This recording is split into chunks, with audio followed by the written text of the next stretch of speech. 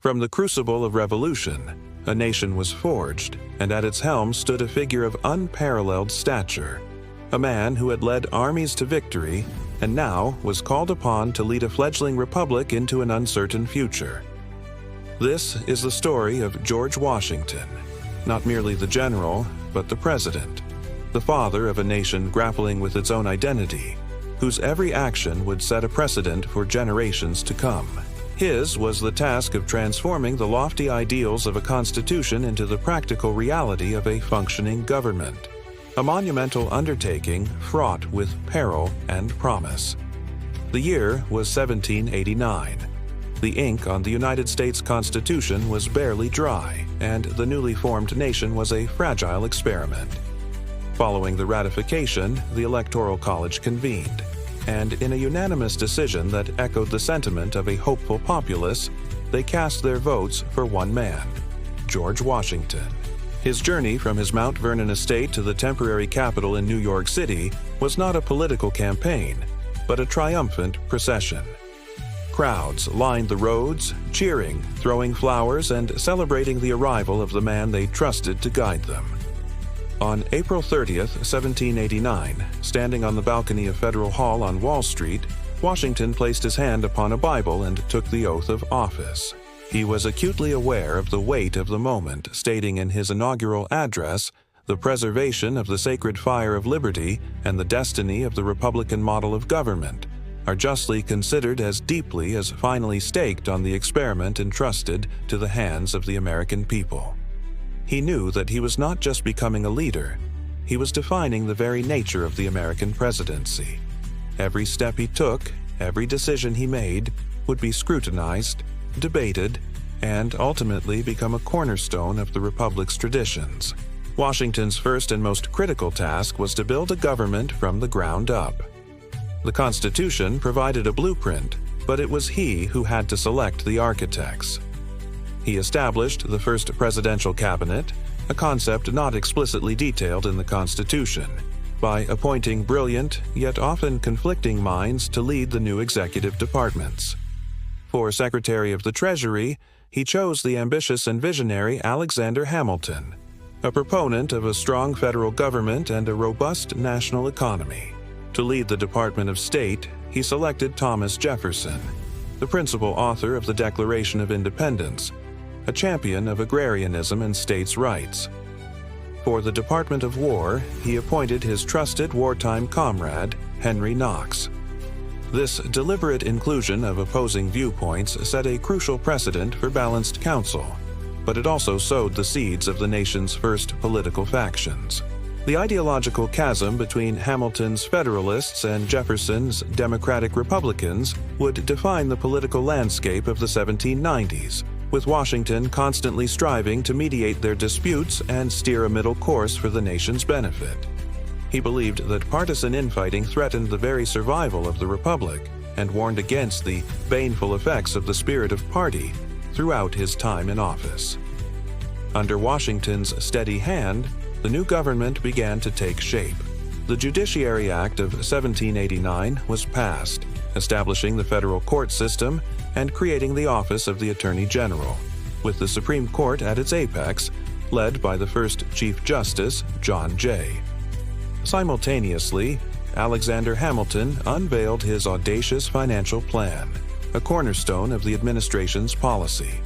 He proposed that the federal government assume the massive debts incurred by the states during the Revolutionary War, a move designed to bind the states more tightly to the national government and establish the nation's creditworthiness on the world stage.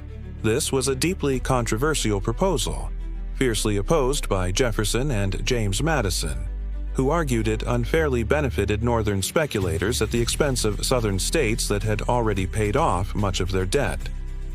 The deadlock was broken by the Compromise of 1790, a landmark political bargain. Jefferson agreed to rally support for Hamilton's debt assumption plan in exchange for Hamilton's support in locating the permanent national capital on the banks of the Potomac River, a site favored by Washington and the Southern states. This compromise not only resolved a critical financial impasse, but also led to the creation of Washington, D.C., a capital city born from political necessity. The administration's financial policies continued to generate conflict. Hamilton's next proposal, the creation of a national bank, the Bank of the United States, sparked an even more intense constitutional debate.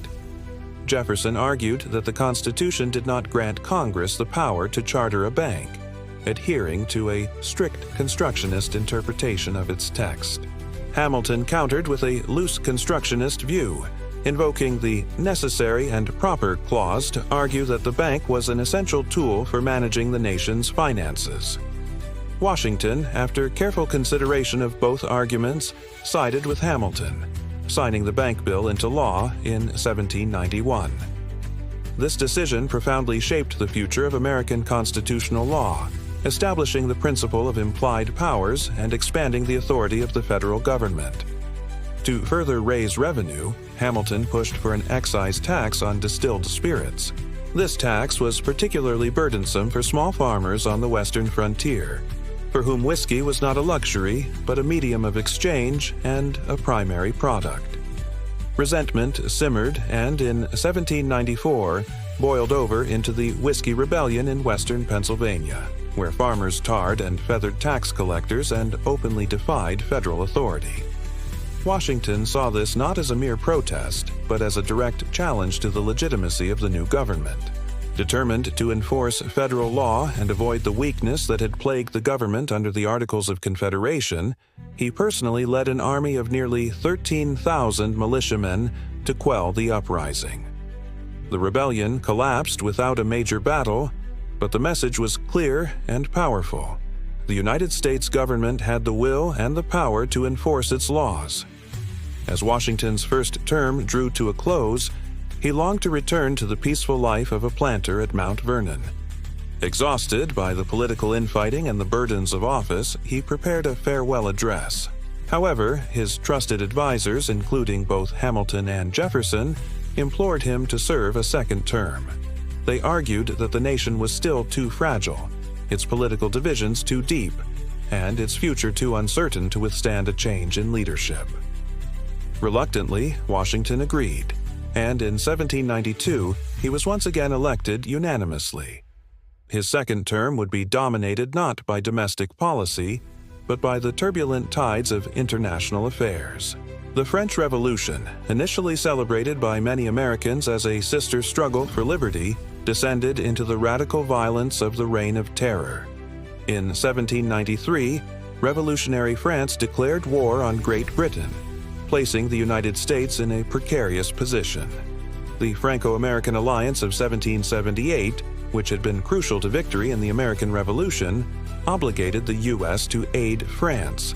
However, Washington, guided by a pragmatic concern for his nation's survival, recognized that the young country was in no condition to be drawn into a major European war.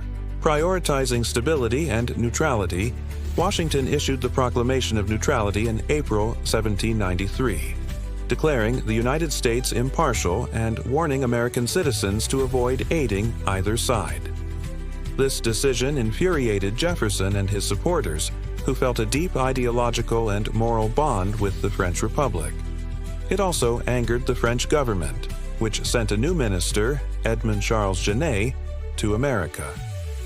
Citizen Genet, as he was known, openly defied the proclamation, commissioning privateers to attack British ships and attempting to recruit Americans to fight for France, appealing directly to the public over the head of the president. Genet's flagrant disregard for American sovereignty ultimately backfired, unifying Washington's cabinet against him and forcing even Jefferson to concede that his actions were unacceptable. Washington's firm stance on neutrality established a foundational principle of American foreign policy for over a century: avoiding entanglement in European conflicts. Relations with Great Britain remained equally tense. The British continued to occupy forts in the Northwest Territory in violation of the Treaty of Paris, and engaged in the provocative practice of impressment, seizing American sailors and forcing them into service in the Royal Navy. To avert war, Washington dispatched Chief Justice John Jay to London to negotiate a treaty. The resulting agreement, Jay's Treaty of 1795, was deeply unpopular. While it succeeded in getting the British to evacuate the western forts, it failed to address the critical issue of impressment and offered trade concessions that were seen as too favorable to Britain. The treaty was met with a storm of public protest, but Washington, believing it was the only alternative to a disastrous war, put his immense prestige on the line and pushed for its ratification by the Senate. In 1797, after 2 terms and 8 years of tireless service, George Washington finally stepped down from the presidency, establishing the 2-term tradition that would stand for nearly 150 years. In his farewell address, a masterful political testament penned with Hamilton's assistance, he offered his final counsel to the nation he had helped create. He warned against the dangers of regionalism and excessive political factionalism, which he feared would tear the country apart. He passionately advocated for a foreign policy of neutrality and independence, famously advising the nation to steer clear of permanent alliances with any portion of the foreign world. He left office not as a king or a conqueror, but as a citizen, returning to his beloved Mount Vernon, thereby cementing the principle of a peaceful transfer of power. George Washington's presidency was not defined by a single dramatic victory, but by a series of wise, prudent, and often difficult decisions that laid the very foundations of the American Republic.